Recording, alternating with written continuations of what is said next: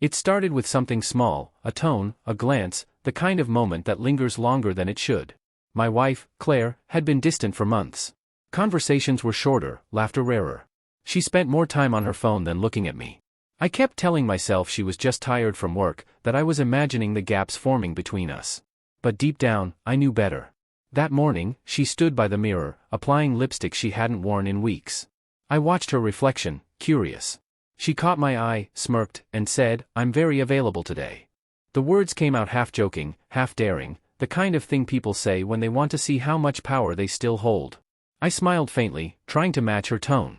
"Good," I said, "so am I." She blinked, surprised. Maybe she expected me to laugh it off, to let her have the upper hand again. But I didn't. I just left it hanging there, that one line, deliberate and sharp enough to make her shift in place. We'd been married 8 years, and in that time, we'd both changed. The woman who once looked at me like I was her world now looked through me. And maybe I wasn't innocent either. I'd stopped chasing. I'd stopped trying to fix what felt permanently cracked. That day, we went to a friend's anniversary party. The air between us was stiff, loaded with all the unspoken things we didn't have the courage to say. Claire was charming as always, laughing a little too loudly, leaning in too close when talking to other men. She wasn't cheating, not in the literal sense, but she was sending messages loud enough for me to hear. Then came Julia. She was standing by the drinks table, wearing a green dress that caught the light every time she moved. We'd met a few times before, a mutual friend's sister, kind, confident, the type of woman who didn't have to try too hard. When she smiled, it didn't feel like a performance. I don't know what made me walk over, but I did. Maybe pride. Maybe exhaustion. Maybe the echo of Claire's words, "I'm very available today." Julia looked at me, amused. "You look like you need an escape." "Maybe I do," I replied, half grinning. "Someone just told me they're available, so I figured I should be too." She laughed softly, a sound that didn't demand anything from me. And for the first time in a long while, I felt seen. Not in the way Claire used to see me, but in a quiet, genuine way. Across the room, Claire's laughter faltered. She noticed. Of course, she did. Her eyes locked on mine, sharp and assessing. There it was, the game shifting. The same game she started that morning, but now she wasn't the only one playing. Julia and I talked about everything, work, books, music, the simple stuff. There wasn't flirtation in the beginning, not really. It was just connection, the kind that doesn't have to pretend. But the more we spoke, the lighter I felt. And maybe that was the problem, I was smiling again, and Claire could see it. Later, when Julia excused herself to take a call, Claire appeared beside me, her voice dripping with sweetness that didn't reach her eyes. "Making new friends?" she asked. "Just being available," I said softly. Her jaw tightened. She tried to laugh it off, but her eyes gave her away. For the first time in months, I had her attention, not the cold, distracted kind, but real attention. The rest of the night felt like a quiet storm. Every word carried tension, every silence was heavier than before. Claire tried to pull me back in, casually brushing my arm, whispering things she hadn't said in ages. But the power had shifted.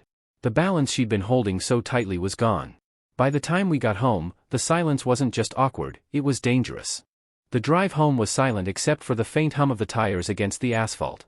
Claire sat rigid in the passenger seat, her eyes fixed on the window.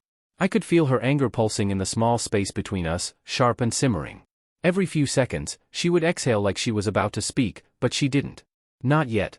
When we finally pulled into the driveway, she stepped out before I could even cut the engine. I followed her inside, expecting another long night of cold distance. Instead, she turned to me in the hallway, arms crossed, eyes fierce. "So, that's how it is now," she said. "You flirt with other women in front of me?" I leaned against the wall, trying to stay calm. "You started it, Claire. Remember? I'm very available today. Those were your words." Her lips parted, a flash of guilt cutting through the anger. "It was a joke." "No," I said quietly. "It was a test. And for once, I didn't fail it." For a moment, neither of us spoke. The clock ticked in the kitchen, each second stretching the silence wider. I wasn't angry anymore, not really. I was tired of chasing meaning in words that were never meant to heal anything. She finally sat down on the couch, head in her hands. "You're not supposed to play games with me," she said. "You're my husband. And you're my wife," I replied. "But lately, it feels like we're just actors trying to remember our lines." Her eyes met mine then, softer, sadder. "You're saying I've been cruel?" "I'm saying you stopped caring whether you were." Something in her face cracked, and for a moment, I saw the woman I married, the one who used to stay up late talking about everything and nothing. But that version of her felt like a ghost now, one that only appeared when she was losing control. She looked away. Who is she? Julia, right? I shook my head. Doesn't matter. It wasn't about her. It was about how I felt when I talked to her, like I mattered again. Claire's voice trembled. So that's what you want? Someone else? I sighed. No, Claire. I wanted us. But I can't want it alone. She stood up abruptly, pacing. You can't just flirt back and act like that's fair.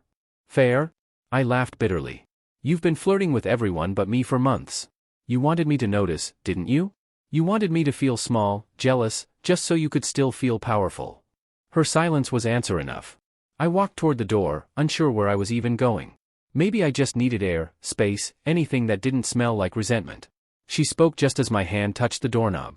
Do you still love me? I paused. The question hit harder than I expected. Yes, I said honestly. But I don't like who we've become. When I left that night, I didn't go to Julia. I didn't go anywhere, really. I just drove. Past the quiet streets, past the flickering signs of closed diners and gas stations, until the city lights disappeared in the rearview mirror. I parked by the ocean and sat there until the horizon started to blush with dawn. I thought about our first apartment, tiny, messy, filled with laughter. I thought about how easily we'd traded affection for ego, warmth for distance. And somewhere between the sound of waves and the whisper of the wind, I realized the truth. Sometimes, love doesn't die in one big moment. It fades in silence, in the spaces where we stop choosing each other. When I finally returned home, Claire was awake, sitting at the kitchen table with a cup of coffee. Her eyes were swollen, makeup smudged. She looked up at me and said nothing. I sat down across from her. Neither of us apologized. There were no grand speeches, no tears. Just quiet, the kind that comes when two people finally run out of lies to tell themselves. After a long while, she said softly, I didn't mean it. What I said yesterday. I know, I replied. But you said it anyway. We sat there in that fragile peace, two people who loved each other but didn't know how to anymore.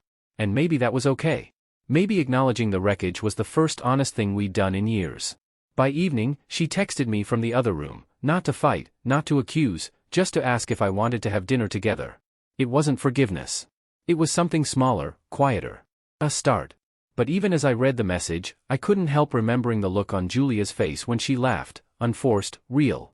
And in that moment, I realized how much I missed being someone worth laughing with. I texted Claire back, sure. Let's eat. And as I walked to the dining room, I couldn't tell if I was stepping toward healing, or just another round of pretending.